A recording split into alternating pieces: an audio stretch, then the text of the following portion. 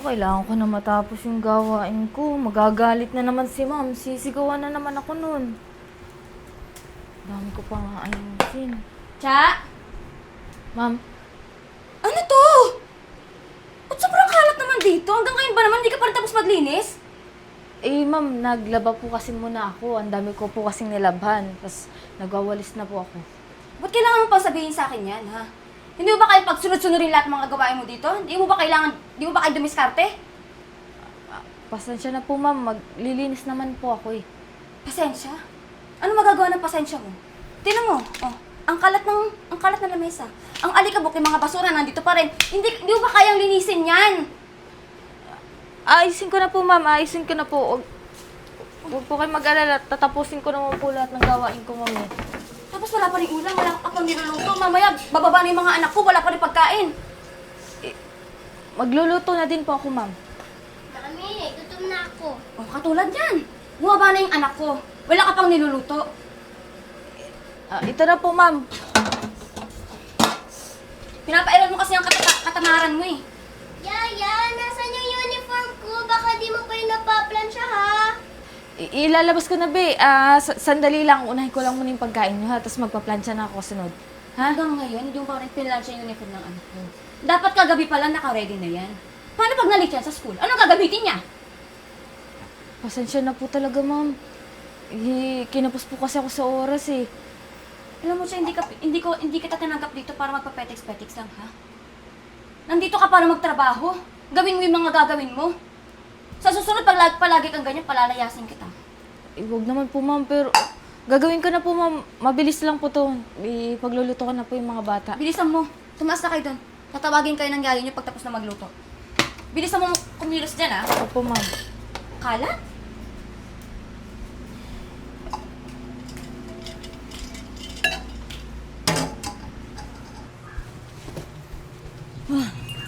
Kaya ko pa.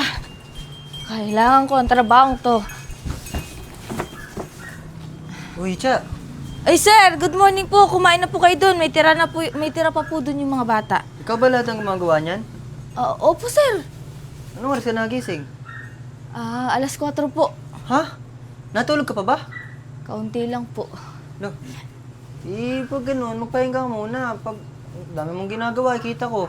Okay lang, sir. Kaysa naman po magalit si ma'am. Magagalit naman po talaga sa akin yun. Sisigawan lang po ako noon pag hindi ko po nagawa yung mga gawain. Hindi ba sobrang pinapagawa sa'yo? Hindi. Okay lang to, sir. Ano po, trabaho naman po talaga to eh. Tsaka pawis na pawis ka. Hindi. Oh, may lagnat ka na eh. Hindi, okay lang po ka, sir. Lah, mamaya na yan, pahinga ka muna dun. Hindi, okay lang to, sir. Pag hindi ko po nagawa to, magagalit po si mami. Hindi akong bahala dun. Hindi, okay lang Ano po. yan? Oh, Justin, may kinakausap. Kita ko kasi daming ginagawa, tsaka nilalagnat na. O ano ngayon? Ha? Hindi yan rason para tumigil siya sa trabaho niya. Kasi ate naman, alam mo may lagnat na, hindi mo pa rin papatigilin. Hindi mo man lang papahingahin. Pwede ba wag mo kang pangunahan? Ha? Binabayaran ko siya para magtrabaho dito. Hindi libre ang pagkain niya, hindi libre ang pagtira niya dito. Kaya natural lang na magtrabaho siya, pagpaguran niya kung ano mga ginagawa niya. Pero hindi ibig sabihin nun, pwede mo na siyang pagurin ng ganyan. Ako tigil-tigilan mo ko sa kakaganyan mo, ha? Dito ka nakatira sa bahay ko. Wag mo kang pangunahan kung ano yung gagawin ko. Buti pa pumasok ka nga dun sa loob.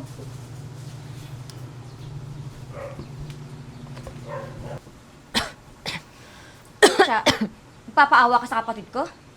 Ha? Hindi po, ma'am. Tinanong lang po ako ni Sir Justin. Magtrabaho ka dyan. Huwag mo Opo. pairalin yung pagpapaawa mo. Hindi ka nakakaawa, ha?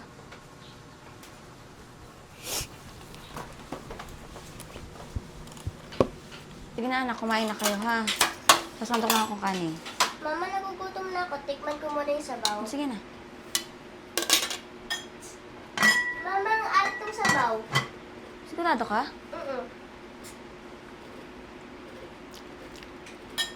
Cha! Naku! Talaga, sinong gagana kumain dyan pag ganyang kaalat ang sabaw? Cha! Ma'am, bakit po? Hindi ka ba marunong magtimpla? Ha? Papakain mo ba kami alat yan? Ano Asin ba yan? Eh, ma'am, pasensya na po kayo, ma'am. Hindi ko po kasi nalasahan. Eh, masama po yung pakiramdam ko. Puro ka na ng pasensya. Ma, makapagod lang po si Yaya. Siya, tumigil ka na nga. Nandito yan para pagsilbihan tayo. Hindi pwede mapagod yan. Ha? Katulong yan dito. Ikaw nakakawalang gana ka talaga eh. Uy, siya, okay ka lang? Okay lang po ako, sir. Ano? Pati ba naman sa harapan ng pagkain, mag-iinarte ka? Ha? Pasensya na po, ma'am. Dagdagan niyo na lang po ng konting tubig para mawala po yung alat. Ako pa talaga ang mag-a-adjust? Ha? Ano ba ako dito? At ano ka ba dito? Ma'am, ano po? Ayusin ko na lang po, ha? Uy, siya! Uy! Ma, naimatay si Yaya! Ay, nalaglag. Tingnan mo nga yung ginagawa mo. Nilalagnat na oh. Napakawalang silbi mo talaga! Naku, nag-iinarte lang yan. Sa tingin mo ba maniniwala ka sa ganyan? Sa tingin mo, nag-iinarte lang tong ganito? Naku, Justin, itaas mo na ngayon doon. Dali mo sa kwarto niya. Hoy ate, hindi na tama tong ginagawa mo. Ako pa talagang hindi tama. Sige na, itaas mo na ngayon doon. Sumusobra ka na. Naku, kung ganyan ang katulong, sa buti pang wala na lang katulong. Sige na anak, kumain na kayo. Pagtiisan nyo na yung maalat na yan. Kaysa nang magutom kayo.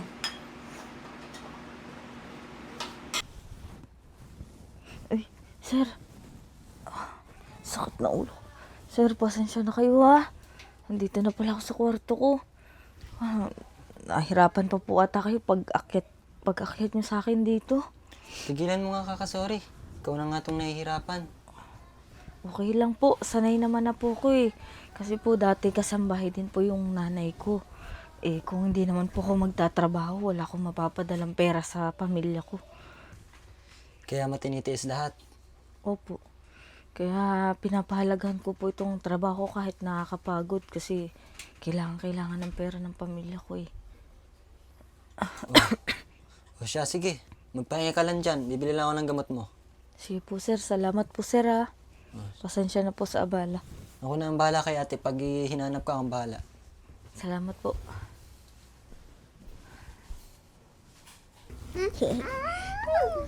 Mama, Bakit? parang lagi kang galit kay Yaya? Oo nga po, kahit kunting mali lang niya po, nagagalit ka po agad. Naku, ano ba kayong mga anak? Ganun talaga, syempre. Pag may mga konting pagkakamali, dapat sinasabi agad. Hindi pwedeng ganun. Naturingan siyang yaya, di ba? Mama, Oh. naririnig ko si Yaya umiiyak. Eh, hayaan nyo na, anak. Kung may problema lang yung yaya nyo. Huwag niyo naman po masyadong pahirapan si Yaya, napapagod din naman po siya. Opo, nakakaawa na po kaya siya. Ay, naku, yung mga anak ko. Mabuti pa, matulog kayo. Para lumaki kayo, kasi ako hindi na ako lumaki. Sige na, magsitulog kayo. Katawi ka.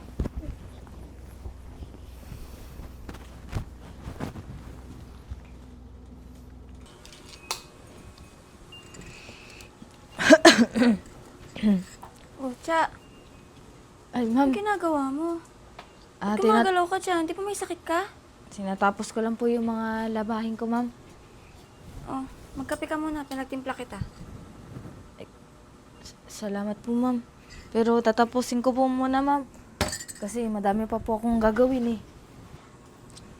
Tsaka ma'am, baka po kasi isipin nyo na tamad po ako. Ganun ba yung tingin mo sa akin? Ay, hindi naman po ma'am. Kaya lang natatakot po kasi ako na pagalitan nyo po. So parang sinasabi mo na natatakot ka sa akin. Opo ma'am.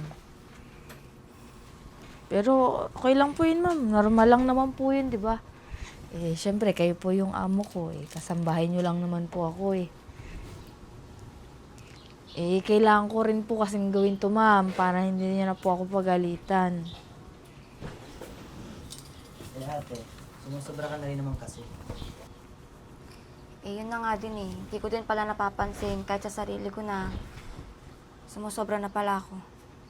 Kala mo kasi yung mga ginagawa mo, normal lang.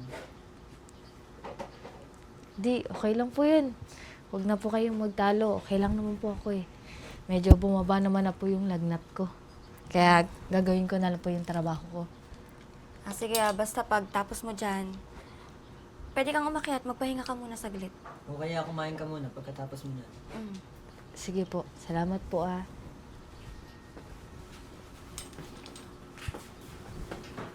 Mami, saan naman po tayo pupunta? Basta nakakain tayo sa labas ha, kasi para naman makapag-relax tayo. Gusto niyo ba yon? Tapos maglalaro kayo. Apa. Pero saan naman po tayo kakain? Sa Ay, labas nga. Ma'am, lalabas po kayo. Pasensya na po ma'am. Tinapos ko po kasi lahat ng labahin. Hindi ko po kasi agad kayo napagluto ng pagkain. Sorry po. Ay, ano ka ba, Tsa? Okay lang. Wag ka na mag-abala pa. Ang maganda dyan, magbihis ka, sasama ka sa amin. Oo, sumama ka na lang sa amin para makapag-enjoy ka rin naman. Oo, hindi puro trabaho ka dito. Talaga po ma'am? Oo. Siya nga pala, Tsa. Kaya yayain ka namin lumabas para makabawi naman ako sa'yo.